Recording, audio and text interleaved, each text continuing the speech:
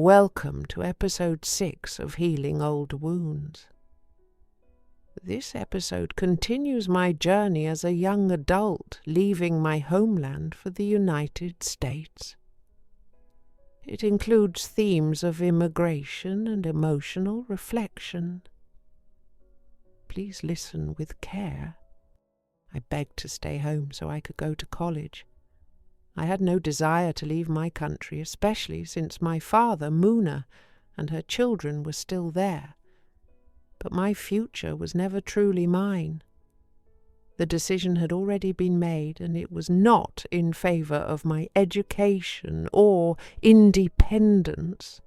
I packed my bags not with excitement, but with the heavy ache of knowing my life was once again being shaped by someone else's will. It was late November, just a week before Thanksgiving. I was 20 years old. My mother and I stood in the doorway, bags packed, as the cold evening air moved around us. My heart raced. Nerves, scared, hurt, all at once.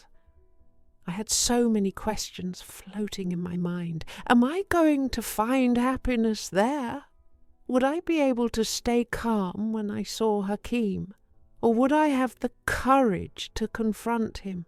Should I keep our secret buried for the rest of my life, or would this be the time to bring it to light?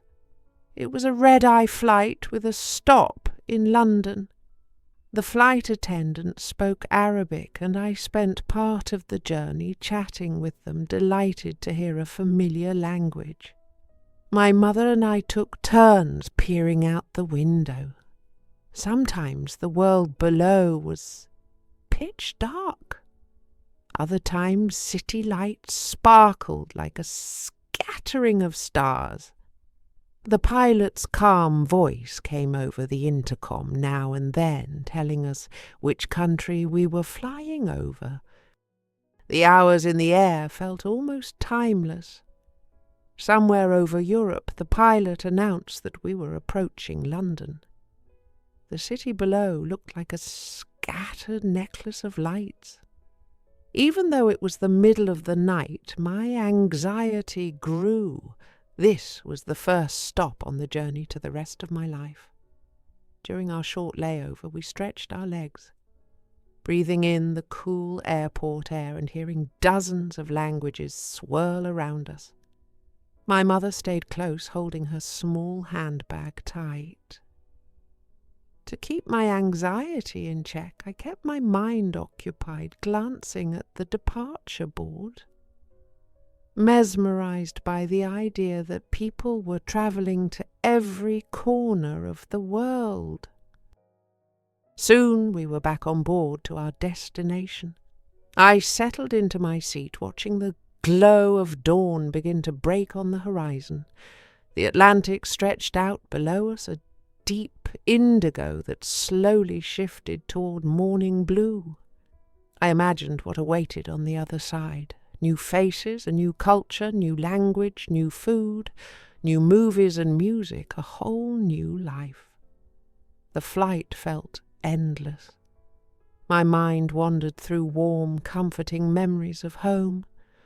The sound of the call to prayer at dawn, the smell of my mother's bread, my father's laughter when he was in a good mood, and Muna's children running barefoot through the courtyard.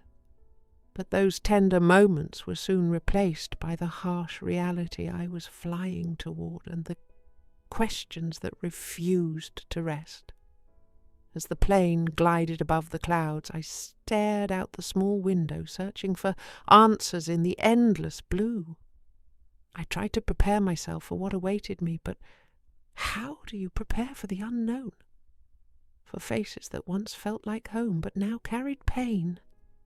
Part of me longed to turn back, to stay suspended in the air where time stood still, where no one could hurt me and no truths had to be spoken. But deep down I knew that this journey wasn't just about going home. It was about facing the past I had run from all my life. After hours of ocean and sky, the lights of New York finally appeared beneath the wing. When we touched down at JFK, I couldn't believe the size of the airport, vast, bright, alive with movement. People from every corner of the world filled the terminals, their voices a mix of languages I had never heard before. The air felt heavier, colder, unfamiliar. The airport lights were harsh, and everyone moved so quickly. I clung to my mother, afraid she might get lost in the current of strangers. Outside, the wind bit through my thin coat. Snowflakes drifted down. My first snow. It looked magical for a moment until the chill sank in. I realized then that this beauty came with cold, just like this new chapter of my life. I knew only a little English, just what I learned in high school. I clutched a few phrases in my mind, like lifelines, while my mother stayed close beside me. At customs, our green cards were ready, waiting in neat folders as if someone had been expecting us all along. I felt a rush of relief. This was the United States, the place I had heard about my entire life. So far away and yet suddenly real. Everything smelled different. Coffee and jet fuel perfume and cold November air. I tried to memorize it all, realizing this was the first step into the unknown. New York was not our final destination. After the long night and the whirlwind of customs, my mother and I boarded another plane bound for the city where my brothers were living. This time the flight felt shorter, but my thoughts raced even faster. I looked out the window, wondering how it would feel to see my siblings again after so many years. Would the faces I remembered as boys look different now? Would the old memories fade or sharpen when I saw them? The hum of the engines and the quiet murmur of passengers became the soundtrack to 100 questions I couldn't yet answer. I pressed my forehead against the cool glass, watching the patchwork of America slide beneath us, and tried to imagine the life waiting on the other side of this final leg of the journey. We finally arrived. It was very early in the morning, and the sun had not yet risen. The plane touched down softly, and the cabin lights came on. But outside the windows, the sky was still dark. As we stepped into the terminal, my nerves returned in a rush. I had no idea who might be waiting for us. My father had given me a few American dollars, just pocket change, for emergencies, and I carried travelers' checks for the rest. My mother stayed close. She didn't speak any English, and I only knew the little I had learned in school. The airport felt enormous, yet strangely quiet at that hour. After collecting our luggage, we stood for a moment, almost lost, scanning the near-empty terminal for a familiar face. The world outside was still dark, and no one was there to greet us. My heart beat fast. I had crossed oceans, yet I still felt like that frightened child who never knew where she truly belonged.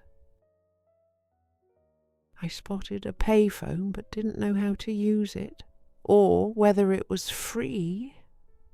I stood there holding a few dollar bills in my hand when a kind older gentleman approached and asked if I needed help.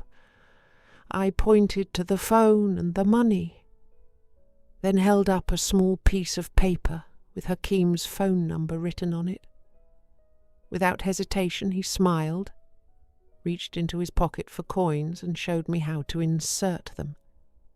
He even dialed the number for me. A woman answered on the other end.